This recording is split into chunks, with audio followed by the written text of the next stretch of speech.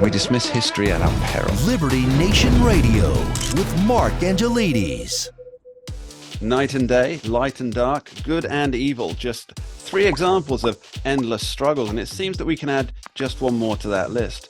Gun control. Once again, the Second Amendment has become the focal point of national and media angst.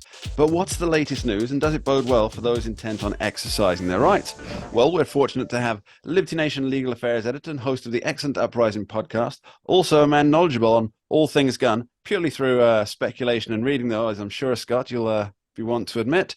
Welcome back, Scott Cosenza. Thanks for being here. Here's Mark. I am a certified firearms instructor as well. It's not all just a lot of talk, you know. Great. Well, I guess you are the perfect person to answer this question for me then, Scott. I recently heard about an assault pistol. What is this terrifying piece of machinery? The infamous assault pistol. Yes. This was newly minted. I don't think I have to do a LexisNexis search on this, Mark, but I think this is the first time in big box media they've trotted out the assault pistol. One of the mass shootings in California is the first to use it. It's unclear as to what this means. Almost certainly it does not mean a fully automatic firearm, which is what I think that the powers that be and certainly the people that are advancing gun control narratives want to give the impression that it is that thing. Most likely it's just a handgun with a large capacity magazine affixed to it, but we don't know yet for sure. Okay, right. So we're not expecting any alien-style guns coming out on the street. Now, Scott, let me just interject here and say that a true fully automatic handgun or what they're envisioning when they think of that assault That's an Uzi, pistol, right? Okay. It's the Uzi 9mm. Uzi is actually a carbine. It's a little bit larger than this. It's actually a Mac 10 or an M11. Those are the two that kind of are popping up. If you look at like news stories about this and they're throwing up some scary artwork, that's what they'll put up there. And I just wanted to say, those firearms, you would hope that if somebody came into a dance hall where you were, that somebody had one of those instead of, for instance, just a modern firearm with a full capacity magazine like a Glock, for instance. And the reason why, Mark, is because it's so unstable with that fully automatic fire. You can't hit a thing with it. It's totally not useful for those purposes. So even though it's scary in movies and scary on the news, if they make it out like, your children's going to be attacked by this thing, it's actually it would not be a good choice for somebody who's trying to carry out some kind of mass attack. All right. So in general, I don't think maybe it's been a bit of a mixed bag this week for the Second Amendment. There's a few cases that I want to get your input on here, Scott. The first one, and I think for me it seems the most significant, is the creation of potentially millions of automatic felons, courtesy of the ATF, or the BATF, as I like to call them. And I know you do too. Don't give them the courtesy of a cool name. Yeah, it's BATF. When I wrote about this for the site, when the rule initially came down, the estimates were about 6 million. And I'm seeing now from the Congressional Research Service, I believe, the latest high estimate is there are 40 million of these in existence, Mark. So potentially... Just to be clear, we're talking about pistol braces here.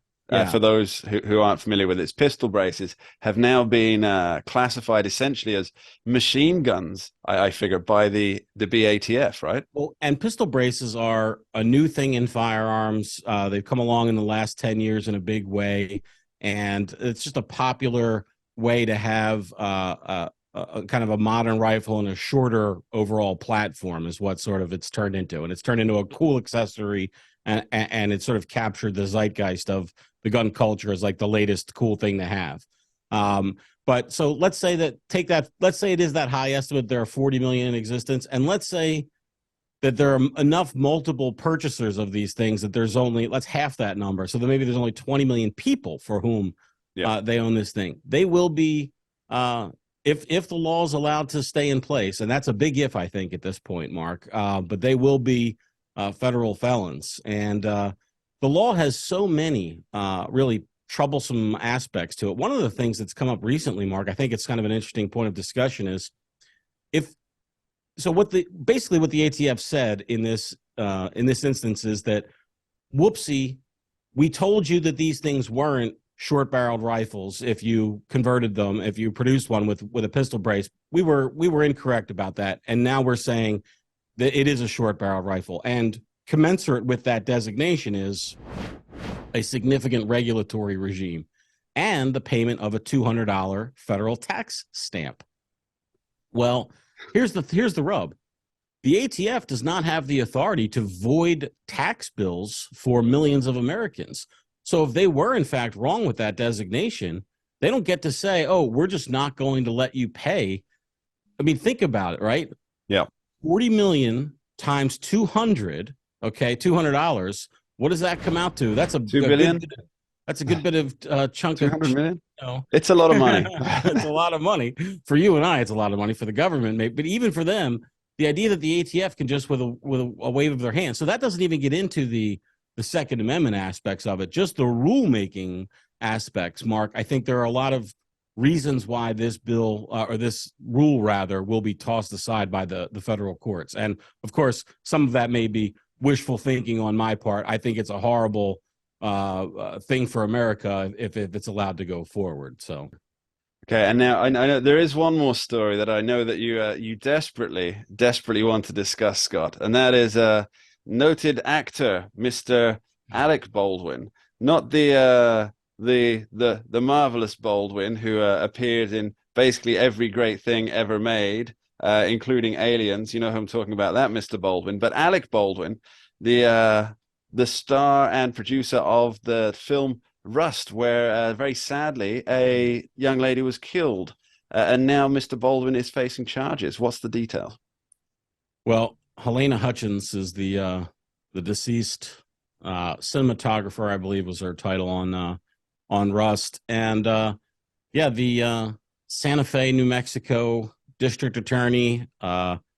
It's funny because they did it in typical district attorney way, which was, nobody's above the law in such and such county. We're going to go after them, and with their kind of patting themselves on the back for their analysis and investigation, they've charged Mr. Baldwin with a manslaughter charge, and I think with the gun kicker, it's 6.5 years or so is what he's facing if convicted. The idea rests on that he was negligent in his handling of the firearm. And I think that there's actually a really interesting legal story here if you take the celebrity away from it, which is, can you outsource the judgment for the use of something dangerous? And it seems to me, Mark, it makes sense that the law would say yes. And I just think it's helpful if we take it away from the firearm example, because so many Americans do have experience with firearms, to take it to something they don't have experience with, but that's also very dangerous. So if there was a bulldozer in a movie, or there was a wrecking ball in a movie, and the actor was told, okay, press this button when I say action, and that's going to release the are they required to go to wrecking ball school or to heavy construction equipment driving school and get certified in the operation of a crane or bulldozer? Or would we allow them to put their judgment and trust into the, prop master or whatever they're called, the expert on site who knows how a bulldozer works, presumably, and let them assess the risk for pressing that button or not? It seems like you should be able to outsource that risk to, to another in a movie production. And so, unless, of course, it's a method actor, a la Daniel Day-Lewis, who would indeed go and get a wrecking ball operator's license. Yeah, right.